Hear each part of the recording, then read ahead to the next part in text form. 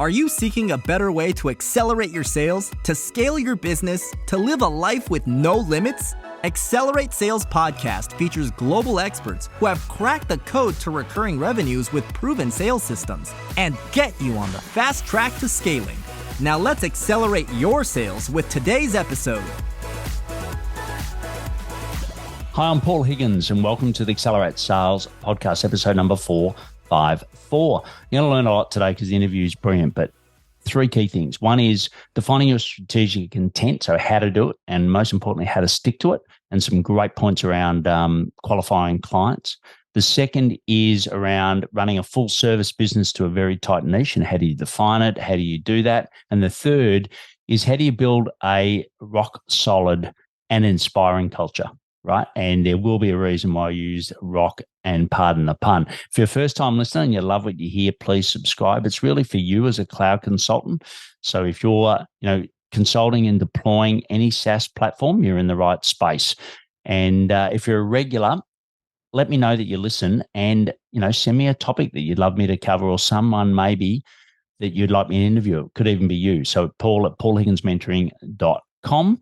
There's a full transcript in the website, which is paulhigginsmentoring.com/podcast. You can also get the transcript and a bit of a summary in the app that you're listening to. And before we go into the interview with Steve, I'd like to thank two of our sponsors. One is the Cloud Consultants Collective. It's a free Slack community of like-minded peers helping each other to scale. So you can go to cloudconsultantscollective.com. And the other is SendSpark, a great video platform which allows you to personalize at scale. They've got some brilliant new features that they've just released, and you can get 6 months free at paulhigginsmentoring.com/SendSpark. Today's guest is Steve Whittington. He had a stellar career in corporate, rising to executive VP levels, and then he took the leap into his own agencies, and he then merged two agencies because he realized that his ideal client wanted full service. And he now runs that full service agency helping SMBs in Western Canada. He's heavily involved in charitable work and boards and volunteers extensively in his local area. He's climbed 50 of the highest peaks in the world, including Mount Everest. And that's the play on the pun before about rock. And he sort of talks about what he learned from his mountaineering experience that he applies into agency life, which you will get benefit from. And I really believe this interview is not just inspiring, it's also very educational. So now I'll hand it over to Steve Whittington from Roadmap Agency. Great to have you here, Steve. Nice to be here. Yeah, I'm looking so forward to this. We've had some great conversations and, people say that they've got a unique way of running their business, but normally it's pretty much the same as everyone else, but you definitely have. And, I really like the way that you set up your business. We're going to go into more detail in that on today's show. But why don't we just start off with your ideal client? Who do you love to work with? So our ideal client came from the idea or the gap which we saw in the marketplace. And we started Roadmap. Roadmap is a combination of two previous micro agencies that have come together to form the company of Roadmap. And what the group of owners saw was that the small to medium enterprises were being served with, call it point solutions by marketing agencies versus a holistic platform type solution. And so our ideal client is 3 to 15 million, upwards maybe of 25 million, at least has a good 3 years into the marketplace. We aren't industry agnostic, meaning that we'll take on anybody. There are industry segments that we specialize in, agriculture. We're B to A, which means we focus on that messy area of companies that do B2B sales and B2B sales, and they need somebody that can figure out how to differentiate their go-to-market strategies and separate their marketing activities for those two different market segments.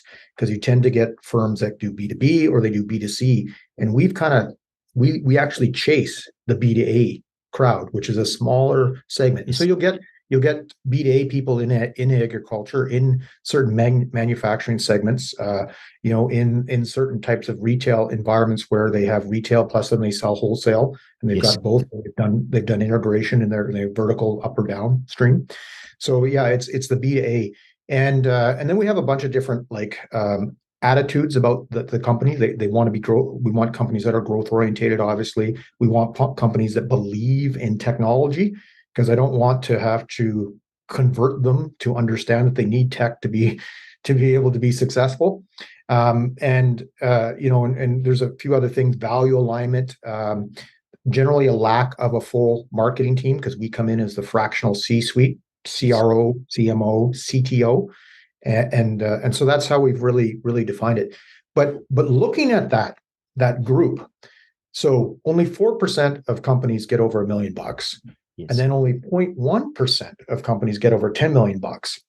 So that group, we wanted to help that group, because we felt in the world we live in, which is Western Canada. My company has offices in 2 provinces, and really we span business of 3 provinces. Yes. Which isn't a whole lot of people in Western Canada, 6.5 million people, but geography the size of Australia probably, or close to.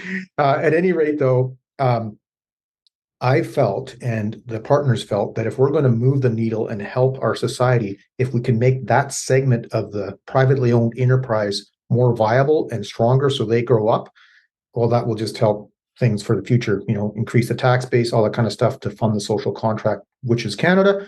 And make a better place and more economic opportunity in the future for our kids. So we specifically went after that group to help them grow up, and it's a small portion, but if you can target them and support them, that's what we wanted to do.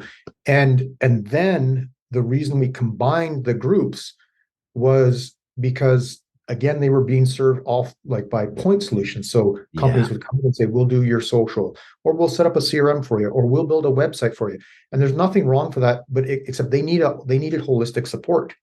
And they need somebody who understands that your social media is just a tactic that you use in order to get the goals that you're trying to achieve. And so you need to have it tied to overall strategy, which is all integrated throughout your business systems. And so that group needs that fractional C-suite that can think of the entire picture of their business and then implement everything along the way and make it all tie in together to one plan to drive results. And how does it practically play out when you first meet a client, or client approaches you to assess them against that criteria, right? Because everyone, a lot of people say, look for values in the owner and blah, blah, blah, which is 100% fine. But how do you actually implement that? How do you make sure that you stay true to your word? Well, you interview your clients when they're interviewing you, you're interviewing them, for one thing. But I mean, there's a whole ton of information you can get with firmographics, or you can follow people on social and learn more about them and all that fun stuff, right?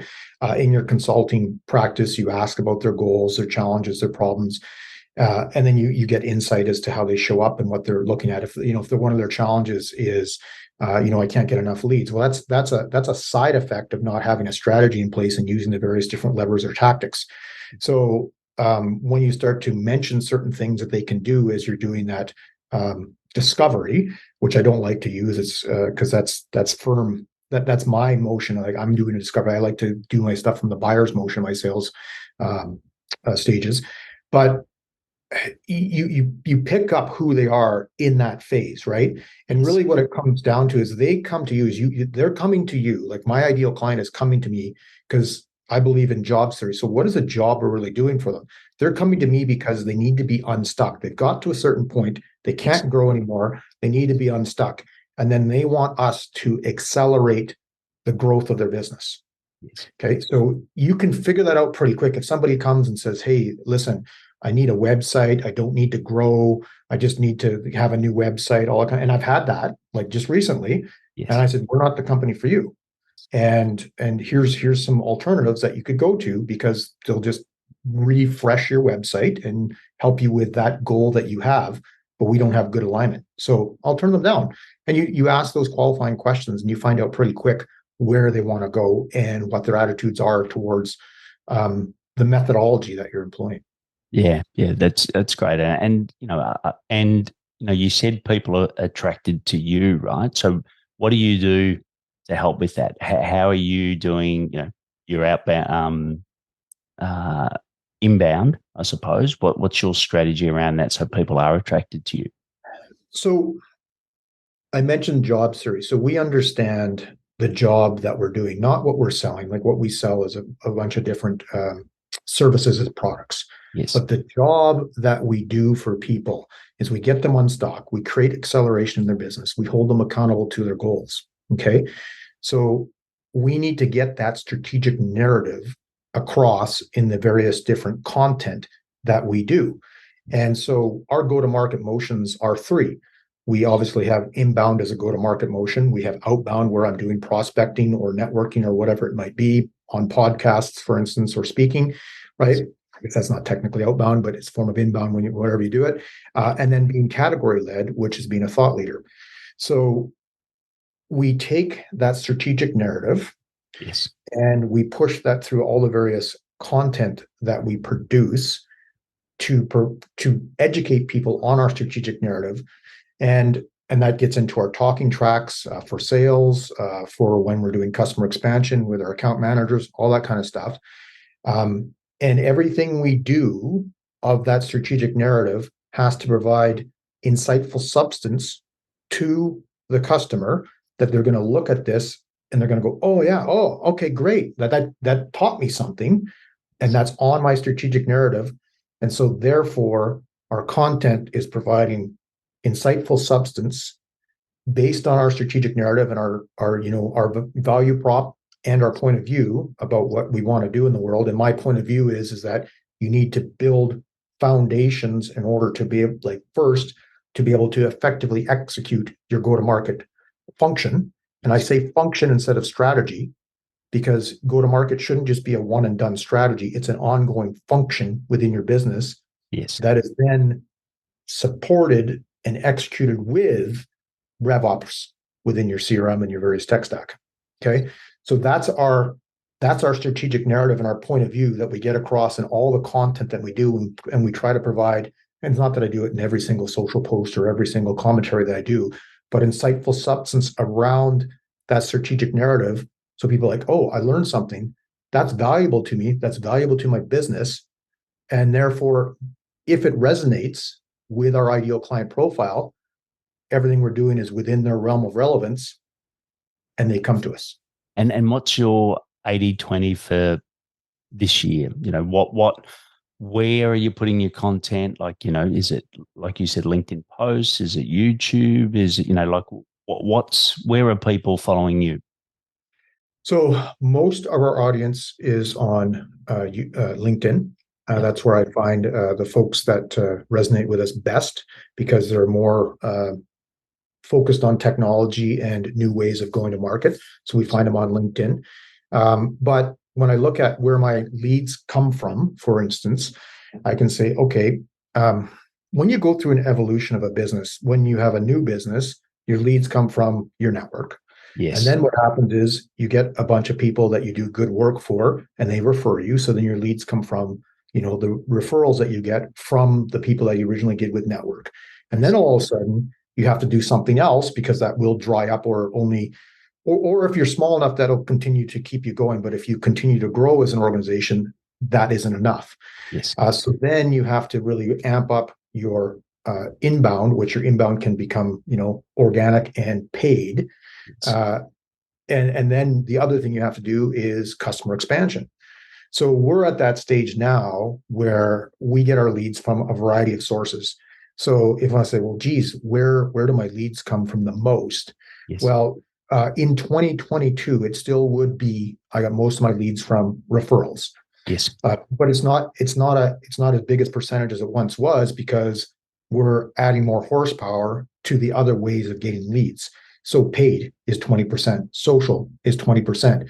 We get lots of referrals. We get net new leads off of our email that goes to our clients, or a few people that have signed up to it, but it's mostly client based to get our email, which is really fascinating to me, because that means we have clients that are advocates that forward our email onto people they know, that then and our attribution software tells us that they're finding it from this email that they never existed before in our CRM. So they're getting, we've got people that are advocates for us. So we get a number of net new leads that way, which really surprised me when we reflect upon it. And of course, SEO, and then, prospecting, right? Yeah. And then the last big chunk is we continue to do customer expansion. So you have somebody that's only partway into your program, and then you expand what you do with them by getting them involved in the entire ecosystem of your services. Yeah, look, I love it. And I'll just dial into two things. So one is around LinkedIn as far as the content side of LinkedIn. Right? What's been working for you well around the content side? Because we all, we know there's an algorithm. There's been lots of changes, particularly last year. So tell me, what works best for you there? So consistency isn't a strategy. Consistency is a habit. Okay. Yeah. Yes. You have to have a strategy of what you're doing with your content, which comes back to, as I said, you have your strategic narrative, your value proposition, your unique point of view, and then all the various different topics that you do that supports that point of view, which provides insightful substance to that ideal client profile. Okay. Yes. So we have our content mapped out with quarterly themes, monthly themes, all that kind of stuff, so that it's insightful substance to our ideal client profile. And we do it consistently. And we have branded content like refresh with roadmap videos that get out there and get shared and branded. So for us, it's about providing that insightful substance and sometimes in an interesting format, such as like a branded video, so that it gets out there and resonates with our customers. Instagram is also a good one for us because we do a lot of brand work, and so seeing the visuals of a brand gets us leads that way. So Instagram and LinkedIn tend to be the social networks that we play the most of. YouTube we're on, but we either we haven't figured it out right, or we're just not doing enough to get it right. But I mean, it's a placeholder for our video content. It lives there to be evergreen and found. But those are the two main social networks that give us a lot of attribution. Yes. And then good old fashioned outbound prospecting. Yeah. And on the paid, right? Because, I agree with you. I normally look at four key things. So one is your referrals, as you said. Two is your partner. So, for you, it's HubSpot, whoever your SaaS partner is. The third is outbound that you spoke about. And then the fourth is strategic partners. So they're normally the four that I look at when, I'm mentoring consultants, and you've summed those up well. You've got, I think, and the organic content, I think, is part of the referral by that's just where I put that bucket. But when it comes to paid, referrals also includes our partners, our channel partners, right? Okay, great. So the paid stuff, right? There's not many people I think are doing that well at the moment. You said it's about 20%. Tell us a little bit about, what's working well on paid. So we go on and off with paid, and when we have events is when we promote and do paid. So something that's going to provide insightful substance. We do specific webinars on specific topics, and we will do paid promotion to gain that. And when we do that, at least 20% of the leads that show up to those events are from paid promotion. And where is that paid? We do it on a number of channels, but again, mostly I double down on LinkedIn. But we will retarget, and we play around with the channels. But we're finding LinkedIn is the one that gives us the most bang for a buck, so to speak. Right. So that's LinkedIn ads that you're doing. Correct. Yeah. Cool. And what sort of format of ad? So we put a lot of emphasis on the creative. So it's not just one ad. It's a minimum of 3 to 5 ads. So there's variations of the ad. In general, there tends to be a video element within the ad because that gets more attention. Yes. We do promoter posts as part of that. So we'll have separate campaigns with paid ads to net new audience. We'll have promoter posts to our current audience, and then we'll do promoter posts outside of that. Yes. And again, it's a combination of static, but we use video quite a lot. Yeah, brilliant. Well, look, we're going to shift gears a little because I know that you've done a great job in identifying, who your niche is, your ideal client, who you serve, ways that you get leads in and generate more clients. And I think, That's really well. What I'd love to do now is talk a little bit more about your team and your culture, right? Because I know we've talked about this a little bit off air, but you talk about doing business the third way, right? In your LinkedIn profile, which we'll put in the show notes because you're listening to Steve from Roadmap Agency. We'll put that in the show notes. But tell us what that means. What does the third way mean? So in North America in particular, when I've looked at businesses, and you tend to have businesses and there's not a lot that go far to one side, which are B Corps, because there's only like a little over 5,000 B Corps in the world. Yeah. 4-day work week, 100% employee owned, that kind of stuff. And then you have the other extreme, which is completely driven by shareholder returns.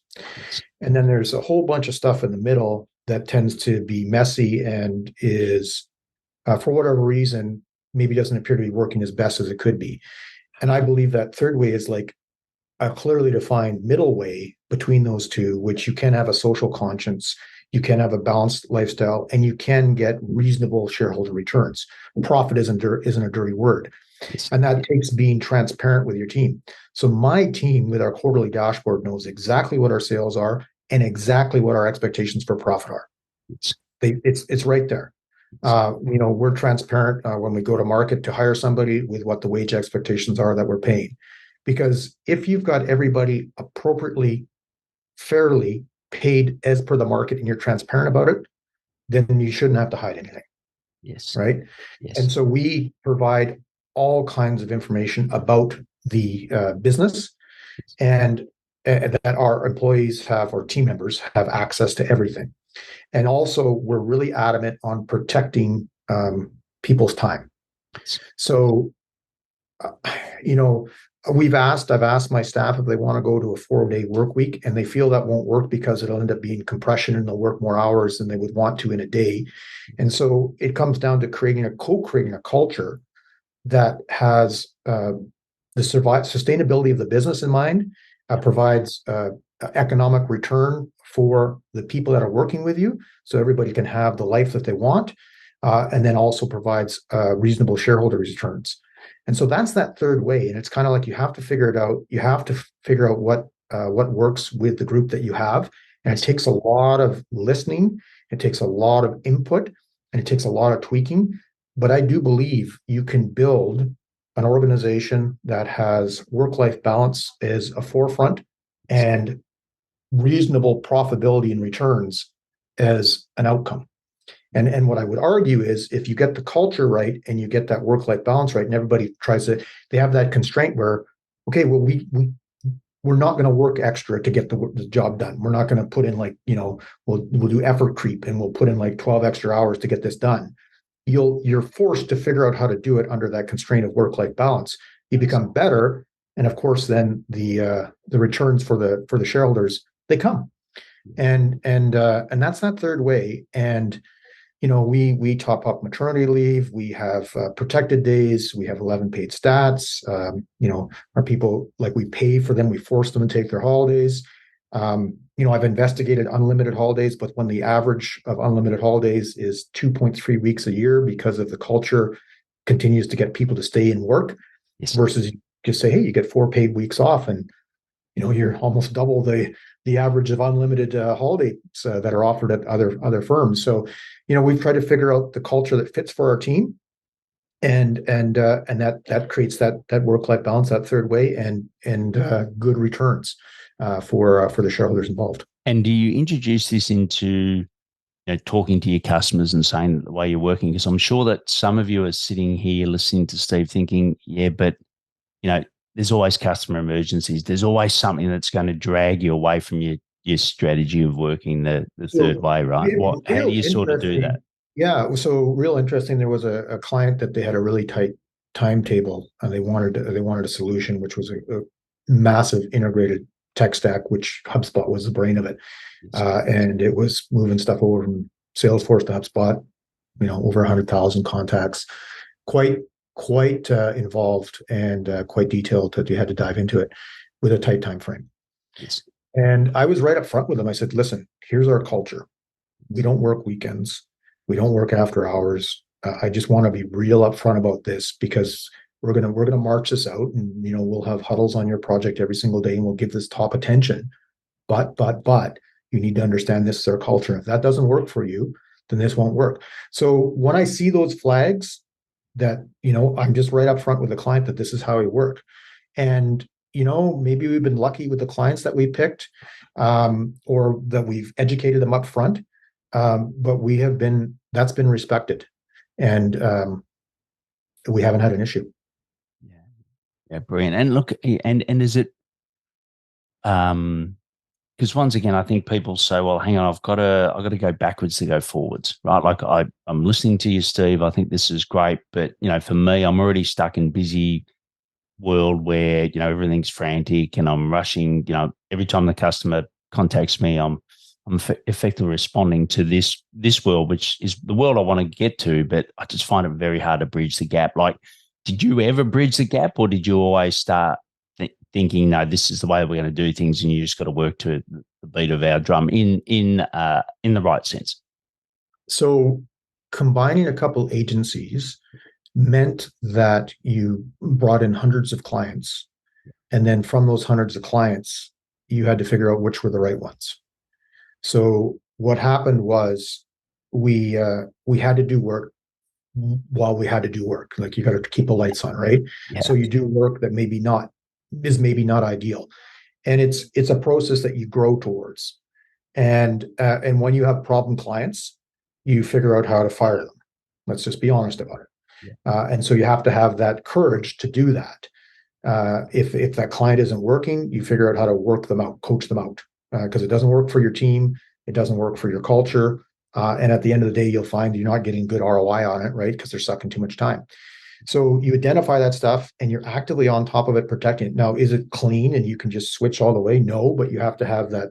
What's the top of the mountain that you're going towards, and work towards it, and know that it's going to get to a better place, and have different measurements along the way. It's like, okay, we only now have 3 problem clients versus 8, and then, and so eventually you'll get there. Because when we came together, it wasn't perfect by any means, but we had a vision of where we wanted to go, and we worked for it. Our first year, the shareholders worked really, really hard, in order to provide that work-life balance for the staff, and we burnt out because we worked too hard. Yes. And I remember about 8 months in, we just said, we got to stop the 6:30 a.m. meetings twice a week. It's burning us out. Yes. And then we realized we've been burnt out for 2 months already. Yes. And it's like, okay, we're protecting everybody else's work-life balance but our own. Okay. Yeah, well, so, I might tell you what sounds like a perfect narrative, but there were sacrifices along the way and lessons learned along the way. Our staff had, I think, for the most part, has been able to have a fairly smooth experience. But for some of the partners, it's been tough. And we've had some ups and downs and all that kind of fun stuff. But one of the things we did was, before we became a combined company, we identified the culture that we wanted and the company we wanted to be by signing on to a memorandum of understanding about who we wanted to become first. Yeah. Almost like a strategic brief about who you wanted to become, so that we all were in alignment on that. Yes. And then we shared that now with the staff that got combined together, saying this is where we want to go and how we're going to work together towards it. So everybody sees where we're marching towards, and then we measure the progress, and we say, okay, we've done this well, and we still have to catch up here and whatever. So it's not perfect, but it's progress, not perfection. Yeah, look, and I think it's fantastic. And unfortunately, it took me only 18 years to realize that I'd burn out in corporate. So I'm glad you caught it a lot earlier than that. But like, if you're listening again to Steve and you're thinking, you know what, I'm not going to have another year like I did last year. I think, this is where it's the point where you actually stop. And like Steve said, it's not going to be a clean break. Like, you're not going to go from this world to that world, but head towards that North Star, head towards the business you want, because life's too short not to live or not to run the business you want. And I can't but help look at the picture on the back right for those that are watching on video, and go to the YouTube channel. It's paulhigginsmentoring.com to see it. But you've climbed 50 peaks. You've conquered Mount Everest. What do you sort of bring from your mountaineering experience into the business world, if anything at all? So There's lots of things. There's a sense of possibility, right? When you've done vertical faces and high altitude stuff, and you know what you're capable of, so you have that grit. That's the Yes. obvious one, I think. The other thing that people maybe don't know because they've not been in the mountaineering world, but a mountain's a project. You do a risk assessment, you do all that fun stuff. You have a schedule that you have to march out, and if you miss it, there's consequences. And I think what it is that being able to achieve leading a team to the top of a mountain and following a schedule and mitigating risks and keeping everybody motivated along the way makes you a really good project manager. And I mean, I taught project management for 7 years at a college level, and I would argue that the best project management I ever did was for all of the mountain expeditions that I put together, because the consequence was the highest, life or Yes. death, Yes. right? And Yeah. so I think the ability to execute is what mountain climbing gives me, and that's probably the best gift. And then the secondary gift is knowing what you're capable of. And of course, then there's a comparison. It's like, I suffered at minus 35 on Denali. I'm sure that going through this painful client meeting won't be that bad. Yeah. Yeah. I love that. And that's, look, I must admit the perspective thing is what I thought you would say, because, it's a bit like me. Like I certainly haven't done anything like you have, and it's brilliant what you do. But, I've survived a major operation, and, I've had a transplant, and it was touch and go at one point. And I think once you've been through that experience, it's like, yeah, well, actually, does it really, like, do I really need to sweat on the small stuff? And I think Right. you may not have had that experience in your life, but I think if you can draw from others that have and just think, hey, look, this isn't. I use the disaster scale, right? Where does it sit? My daughter, who's listening, I hope you're listening, Tam, to some of my podcasts. She says she does. I always ask her, like, where is it? Like, your friend said this to you. Okay, where is it on the disaster scale? Is it a 1 out of 10? Is it a 10 out of 10?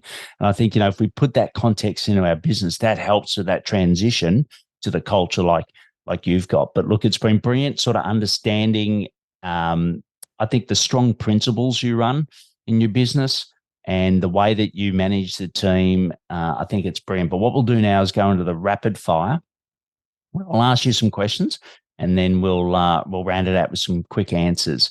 And once again, you're listening to Steve Whittington, and you can find him on LinkedIn, and the URL is weareroadmap.com. So I've got a client that's We Are Rocket. So a bit of a fraudulent slip there. So the first one is, what about for you, or let's say for you, what are some of the daily sales habits that you do to help accelerate We Are Roadmap? Okay, that's really easy. It starts at 6 a.m. It comes with creating content for LinkedIn. I then immediately go through my tasks that have been pre-assigned for me in my CRM, and I get those all hammered out before 7 a.m. And then what I do is some social prospecting. So that's where I make sure that I get some prospecting and reach out. And this is usually done in the first hour and a half of the day. And then after that, I've got my time blocked BD time where I'm dealing with sales administration, like proposals or follow-ups for meetings, that kind of stuff. So I've baked it in as a daily habit, and it's literally just rinse and repeat and consistent. Yeah, brilliant. And the next is learning more about sales, right? Where do you find out more about how to improve your sales credibility? So if we were in my house, there's a 2-story bookshelf with a catwalk behind, which I haven't even read half the books because I'm a book hoarder and I love just buying books. So I have a pile of books that I read. Yeah. When it comes to sales, the Challenger sale is probably the top one that I would recommend.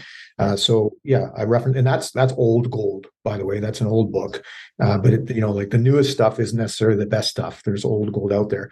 Yes. I follow a pile of folks on LinkedIn, and I blogs, member of the Canadian Sales Professional Association, that kind of stuff. So a variety of inputs, and then I'm constantly assessing my sales process and reviewing game tape.